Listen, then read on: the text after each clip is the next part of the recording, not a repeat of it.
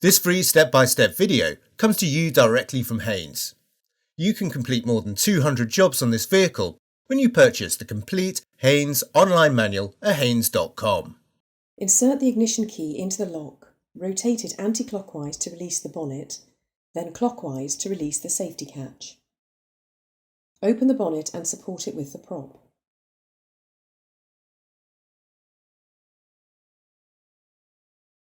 Release the clips around the edge of the housing and lift the filter cover.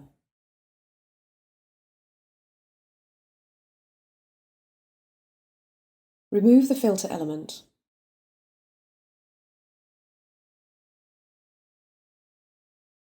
Clean the filter housing and remove any dirt or debris.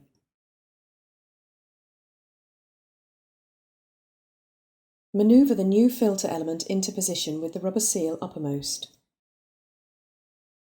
Lower the cover and secure it with the retaining clips.